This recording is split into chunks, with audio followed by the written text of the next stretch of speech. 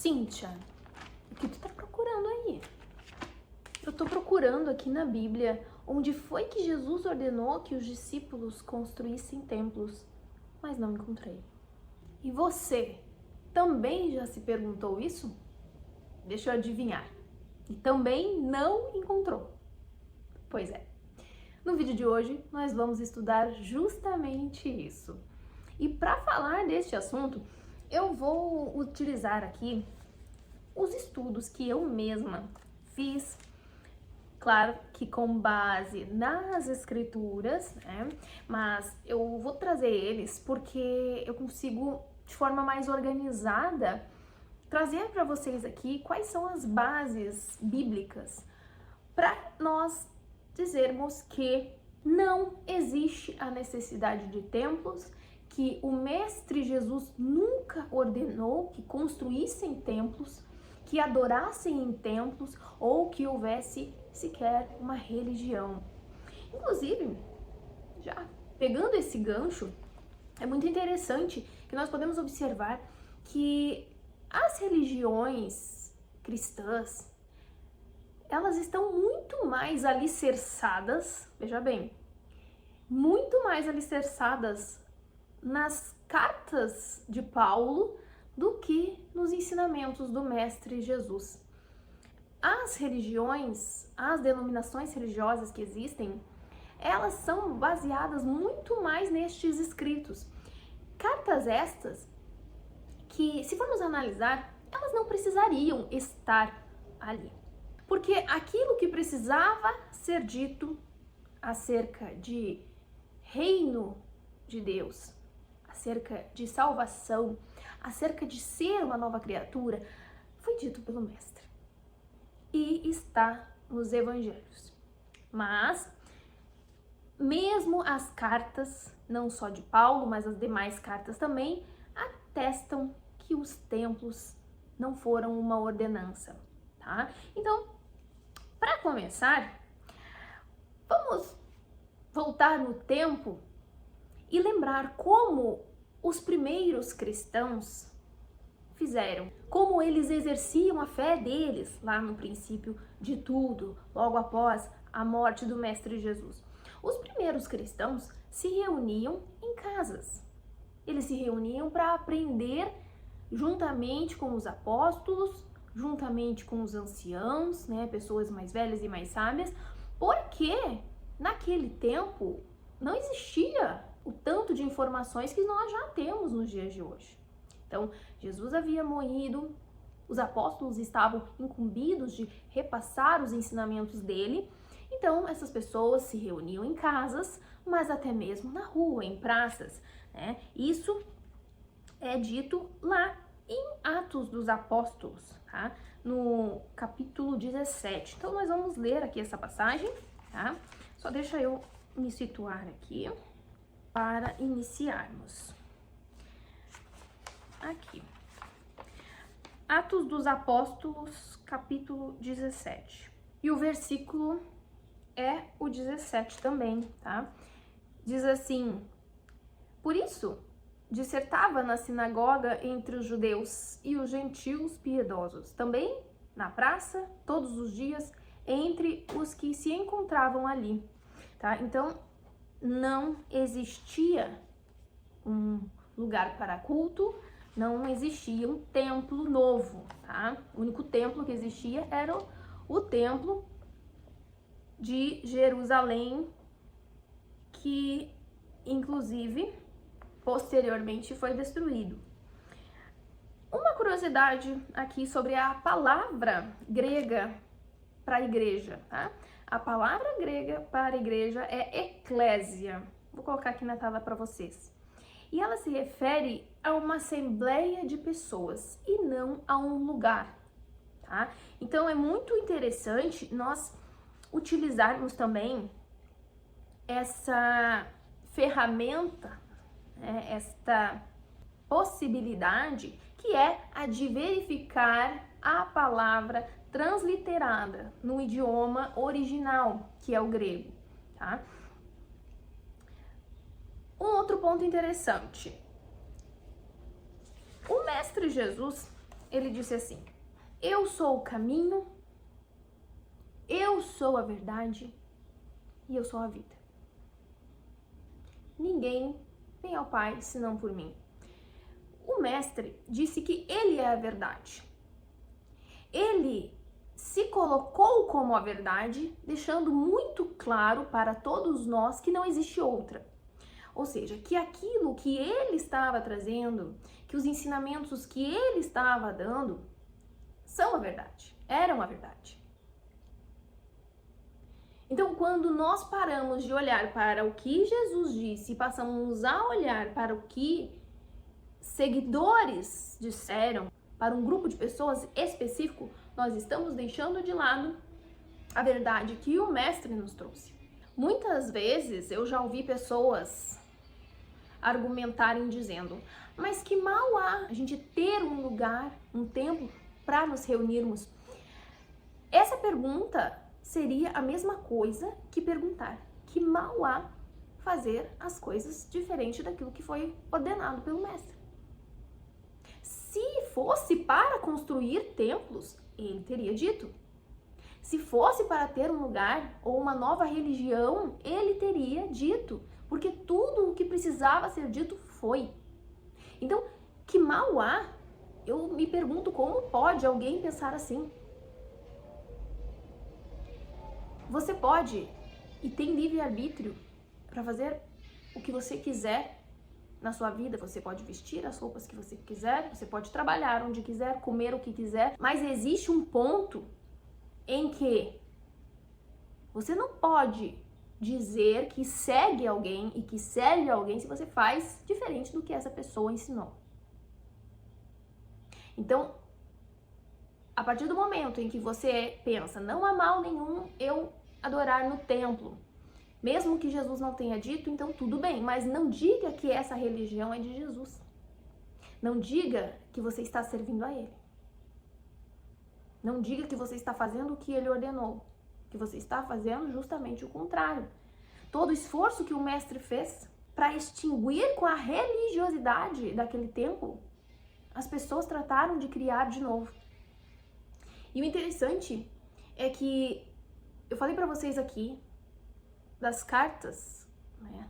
E principalmente das cartas de Paulo. As cartas de Paulo, elas ocupam boa parte do Novo Testamento na Bíblia. E eu entendo que Paulo, isso é uma opinião pessoal, tá? Que ele teve a melhor das intenções em tudo que fez. E acredito que nem nos sonhos dele ele imaginava que cartas que ele enviou endereçadas a algumas pessoas, algumas comunidades, se tornariam o que se tornou hoje, que é o sistema religioso. Eu não consigo acreditar que esse era o intuito dele, que ele planejou isso. Eu acredito que isso foi uma infeliz sucessão de acontecimentos, não totalmente involuntária da parte dele, provavelmente sim, mas posteriormente, aqueles que decidiram por reunir essas cartas na Bíblia e afirmar que elas são também ordenanças para nós, acredito que esses sim tiveram o intuito de manipular, porque você cria uma dependência das pessoas ao sistema. Elas precisam do sistema religioso para se batizar, porque você tem que ser batizado por um pastor, ou obreiro, ou alguém com um cargo, né? Você precisa do sistema para celebrar um casamento, no religioso, como chamam.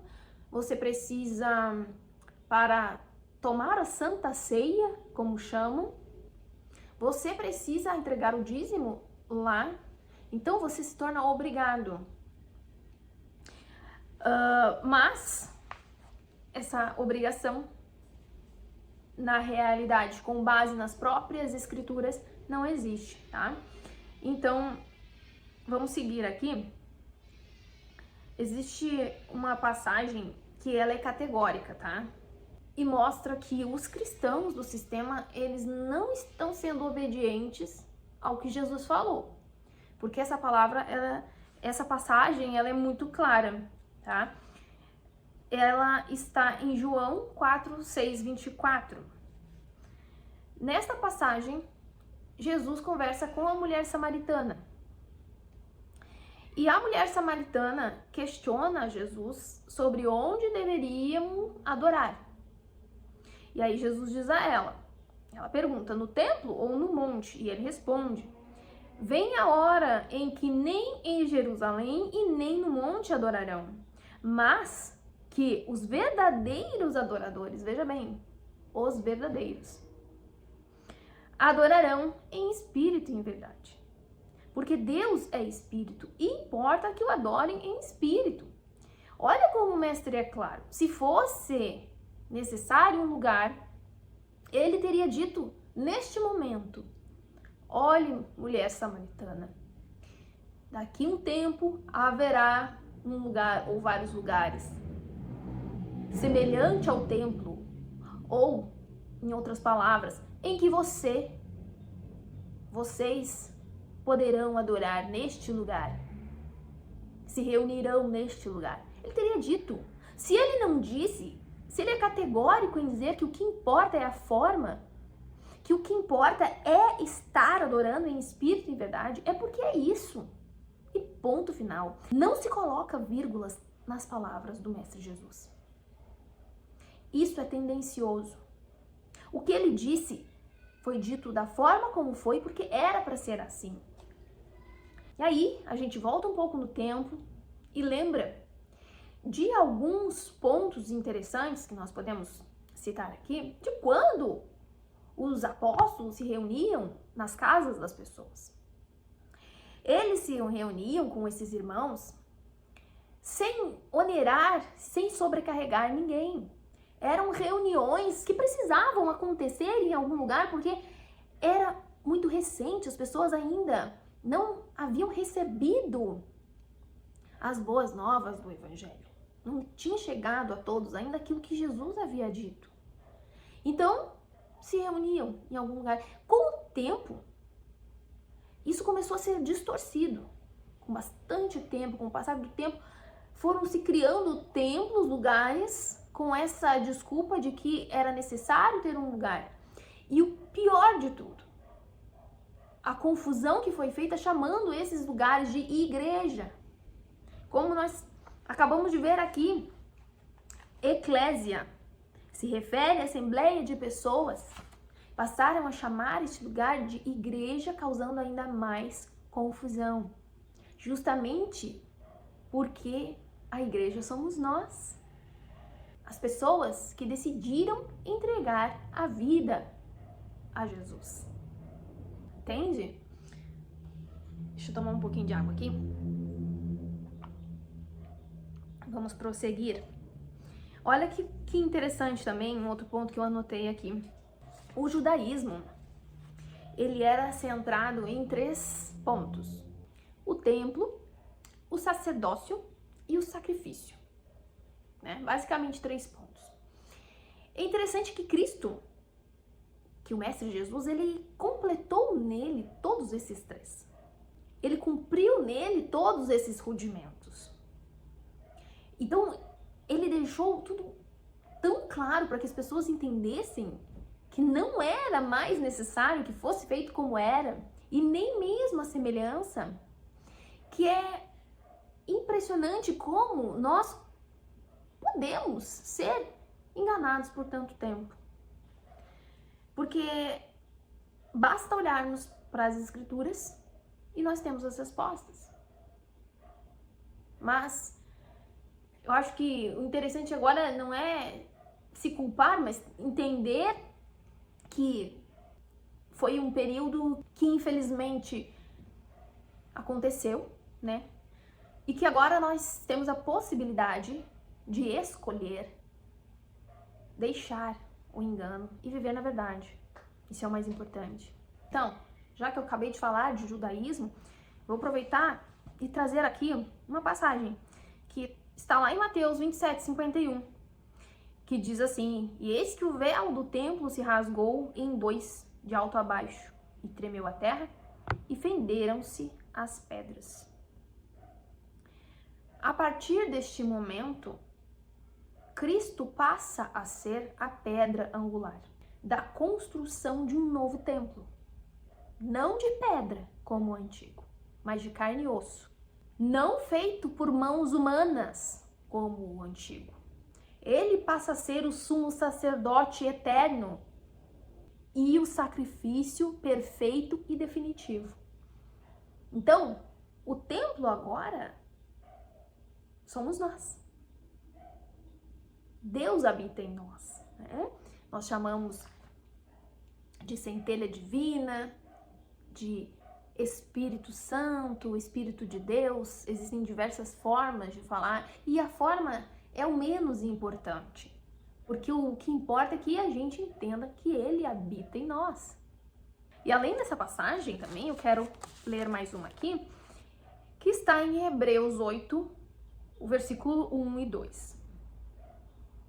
Ora, a suma do que temos dito é que temos um sumo sacerdote tal que está sentado nos céus à destra do trono da majestade, ministro do santuário e do verdadeiro tabernáculo, o qual o Senhor fundou e não o homem. Então vejam bem, como eu disse, não seriam necessárias as cartas nas escrituras. Não seriam necessárias. O que é necessário é o que o Mestre Jesus trouxe e nos ensinou. Isso é o primordial, isso é o necessário. No entanto, mesmo com elas, baseados nelas, nestas cartas, nós também vemos que não existe fundamentação para construir templos, para igrejas, denominações religiosas, melhor dizendo. Não existe fundamentação na palavra. Vejam aqui mais algumas passagens muito claras sobre esse tema. Atos 17:24 diz assim: o Deus que fez o mundo e tudo que nele há, sendo o Senhor do céu e da terra, não habita em templos feitos por mãos de homens. Mais claro que isso? Impossível. Está em Atos dos Apóstolos. Porque nós somos cooperadores de Deus. Vós sois lavoura de Deus e edifício de Deus. Isso está em 1 Coríntios 3:9. Em 1 Coríntios 3:16 e 17 diz assim: não sabeis vós que sois o templo de Deus e que o Espírito de Deus habita em vós? Se alguém destruir o templo de Deus, Deus o destruirá, porque o templo de Deus, que sois vós, é santo. Hebreus 3:6 diz assim: mas Cristo como Filho, sobre a sua própria casa, a qual casa somos nós, se tão somente conservarmos firme a confiança e a glória da esperança até o fim. E mais um, João 14:23. Respondeu Jesus, palavras do nosso mestre. Essas são as mais importantes. Essas são aquelas que nós devemos olhar para elas e os nossos olhos brilharem. Se alguém me ama, guardará a minha palavra. Meu Pai o amará. Nós viremos a ele e faremos nele morada. Nós somos o templo de Deus. Nós somos o templo. Deixa eu trazer mais umas passagens aqui que também são muito importantes. 1 Pedro 2:5 diz: vós também, como pedras vivas, sois edificados casa espiritual e sacerdócio santo, para oferecer sacrifícios espirituais, agradáveis a Deus por Jesus Cristo. Chamando nova esta aliança, ele tornou antiquada a primeira, e o que se torna antiquado e envelhecido está a ponto de desaparecer. Ora, a primeira aliança tinha regras para a adoração e também um tabernáculo terreno. Tinha regras para a adoração, tinha um tabernáculo terreno, não tem mais, está no passado. Veja o que diz aqui também em Hebreus 9, 11 e 12. Mas vindo Cristo, o sumo sacerdote dos bens futuros, por um maior e mais perfeito tabernáculo, não feito por mãos, isto é, não desta criação, nem por sangue de bodes e bezerros, mas por seu próprio sangue, entrou uma vez no santuário, havendo efetuado uma eterna redenção. Com a nova aliança, os rudimentos da antiga mudaram. O templo que era de pedra passou a ser de carne e osso. As tábuas da lei, onde ficavam os mandamentos, agora são o nosso coração. Os mandamentos estão gravados no nosso coração. E os sacrifícios passaram a ser espirituais. Todas as coisas se fizeram novas. Eis que tudo se fez novo. Veja aqui o que o profeta Jeremias disse, tá? E o escritor aos Hebreus cita lá em Hebreus 8:10. Porque esta é a aliança que depois daqueles dias farei com a casa de Israel, diz o Senhor. Porei as minhas leis no seu entendimento e em seu coração as escreverei. E eu lhes serei por Deus e eles me serão por povo. E lá em 2 Coríntios isso também é citado. E que consenso tem o templo de Deus com os ídolos?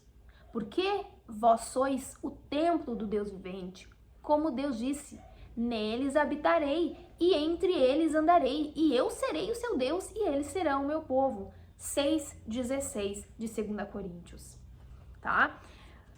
Prosseguindo aqui, veja aqui o que Jesus disse sobre o que seria a igreja, tá? Vejam bem.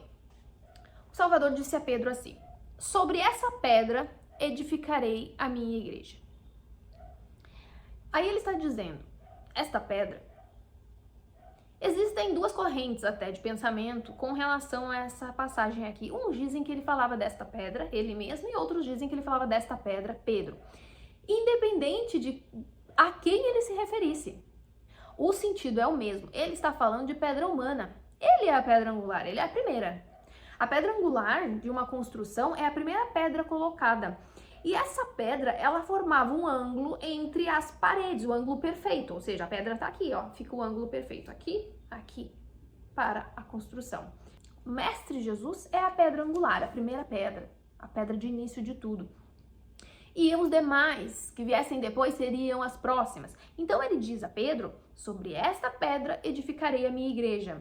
Então não seria com pedras comuns, mas com pedras vivas, a partir dele que é a pedra angular.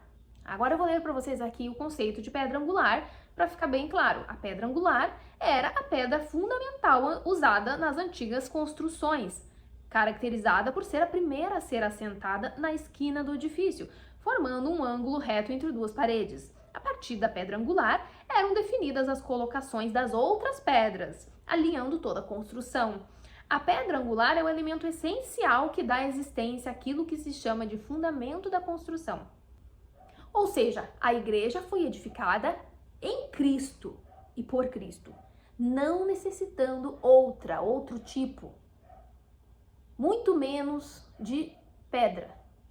Lá em Salmos 118, 22, diz assim: a pedra que os construtores rejeitaram tornou-se a pedra angular, Jesus. Em Mateus 16, 18 diz: pois também eu te digo que tu és Pedro, e sobre essa pedra edificarei a minha igreja, e as portas do inferno não prevalecerão contra ela. Mais uma passagem aqui, que eu vou ler para vocês, que está em Efésios, tá? 2, 19 e 22. Assim que já não sois estrangeiros, nem forasteiros, mas concidadãos dos santos e da família de Deus, edificados sobre o fundamento dos apóstolos e dos profetas, de que Jesus Cristo é a principal pedra de esquina, no qual todo o edifício bem ajustado, cresce para templo santo do Senhor, no qual também vós juntamente sois edificados para morada de Deus em Espírito. Se fosse necessário um templo de pedra, eles teriam dito também. Em primeiro lugar, o mestre teria dito. O mestre teria deixado isso bem claro. Construam templos para adoração. Não foi dito. E, em segunda hipótese, os apóstolos poderiam ter dito e também não disseram. Então, eu não consigo entender porque hoje as pessoas ainda procuram encontrar motivos para frequentar o sistema religioso, para incentivar algo que é contrário à palavra do mestre e àquilo que ele nos ensinou. Ele se sacrificou, olha tudo que ele passou para vir encerrar aquele sistema religioso daquele tempo, para que depois distorcessem o que foi ensinado e criassem outro sistema para complicar as coisas que eram tão simples. Porque, veja bem, Jesus é muito simples, o que ele ensina é muito simples e as pessoas parecem que não querem aceitar que é simples, que é básico, que não tem mistério. Então elas querem procurar o complexo, onde não existe complexo, onde é simples. Deixou 2 mandamentos e nesses 2 se cumprem todos os outros. Todos. Você não precisa dizer para alguém não matar se você disser que essa pessoa precisa amar essa pessoa. Se você disser que essa pessoa precisa amar a todos. Você não precisa dizer para alguém não roubar se você disser para essa pessoa que ela precisa amar a todos. Entende como ele simplificou tudo? Antes era complexo, era cheio de regras e de mandamentos. Ele vem e simplifica, ele enxuga, ele percebe que as pessoas não estão conseguindo, que elas estavam perdidas, e ele vem para tornar tudo mais simples. E ele faz com perfeição. E depois que ele parte daqui, o homem começa a corromper tudo o que foi dito e ensinado. Isso é muito triste. O cristianismo atual se resume em frequentar os cultos onde as pessoas se encontram, assistem ali à celebração, participam de congressos, corais, escolas dominicais, ofertam, dizimam. Esse dinheiro é utilizado para sustentar parte desse clero moderno e para construir mais templos de pedra. Dinheiro esse que poderia ser utilizado, então, se fosse o caso, né, de cada um doar a sua parte para ajudar quem necessita, para ajudar quem passa necessidades. Mas não, ele é enviado para sustentar um sistema que corrompe a verdadeira palavra de Cristo.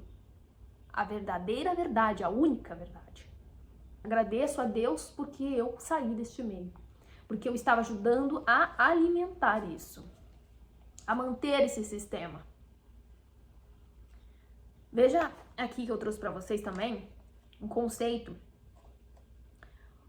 que eu não posso deixar de ler para vocês, porque ele faz muito sentido com o que nós estamos estudando aqui, tá? Conceito de fariseus.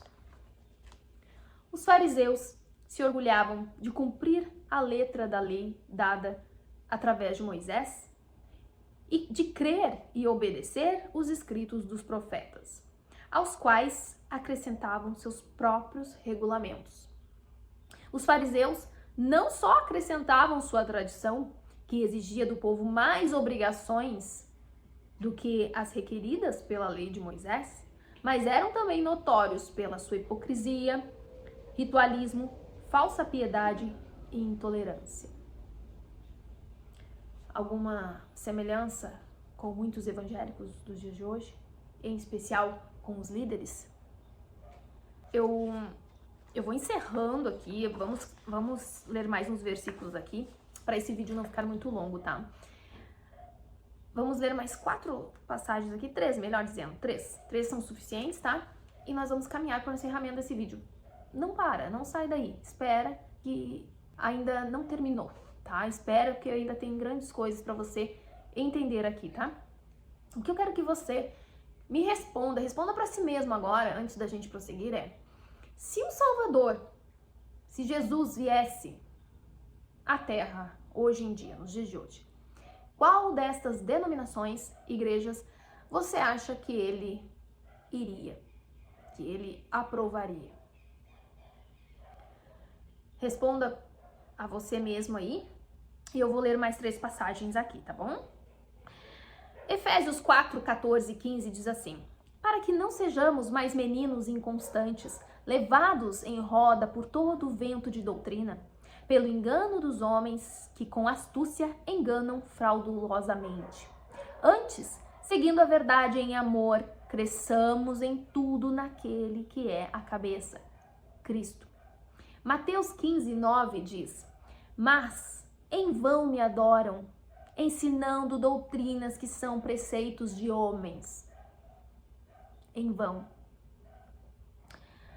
2 João 1, 9 e 10 diz assim: todo aquele que não permanece no ensino de Cristo, mas vai além dele, não tem Deus. Quem permanece no ensino tem o Pai e também o Filho. Se alguém chega a você e não trouxer esse ensino, não o recebam em casa, nem o saúdem. Veja como eles tratavam com seriedade as distorções e os ensinos diferentes em nome do Mestre Jesus. O que foi dito, foi dito. Não deve ser alterado, não deve ser acrescentado, não deve ser inventado. Então eu acho que com tudo isso aqui, de forma bem resumida, é claro, já fica bem claro que não existe embasamento bíblico para a construção de novos templos. E nós vamos abordar este assunto em mais vídeos, com certeza. Eu quero trazer para vocês estudos mais aprofundados, tá? Existe muito conteúdo, tá? Eu trouxe aqui de forma resumida, tá? Para que esse vídeo não se torne muito longo e todos consigam assistir até o final. No entanto, eu quero disponibilizar a vocês também um estudo que eu fiz logo que eu passei a perceber as discrepâncias, os enganos que existiam no sistema religioso e comecei a buscar e coloquei tudo isso no papel, tá? Eu criei um estudo que foi a base que eu utilizei para sair do sistema. Eu tenho esse estudo, eu passei muito tempo elaborando este estudo e eu quero disponibilizar ele a quem tiver interesse. Lá eu falo sobre os templos, sobre obreiros, sobre dízimo, sobre todos esses dogmas também da igreja, tá? E eu vou deixar o link dele aqui na descrição, tá? Ele foi um trabalho produzido por mim e eu disponibilizo ele por um valor simbólico, tá? Se você quiser adquirir ele imediatamente, você já consegue baixar lá na plataforma. Para quem não tem condições de adquirir, eu também vou disponibilizar, certo?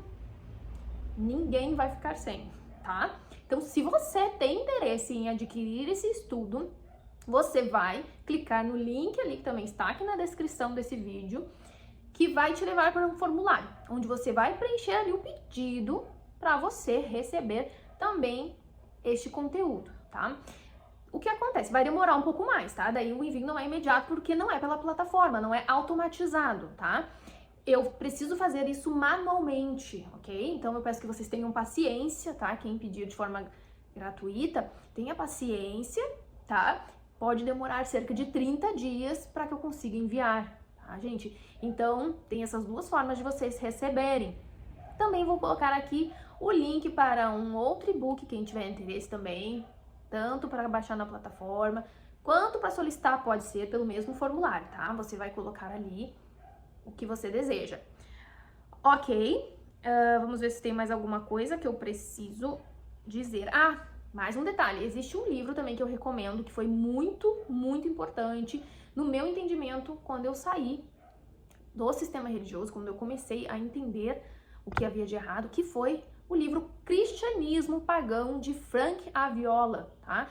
Este livro não é fácil de conseguir, tá? Eu acredito que ele não está sendo mais editado no Brasil, mas existem alguns poucos sites onde ainda é possível encontrar. Como já me pediram aqui em outros comentários dos vídeos antigos, eu vou deixar também o link para vocês aqui de um site que eu sei que tem esse livro para adquirir, caso você queira comprar. É um livro fenomenal, é um livro muito, muito bom, tá bom? Então é isso, eu te agradeço por assistir até aqui. Não se esqueça de se inscrever aqui no canal, de compartilhar esse vídeo com mais alguém, deixar sua curtida e também seu comentário aqui embaixo. E lembre-se, a verdade não teme perguntas. Então, continue questionando.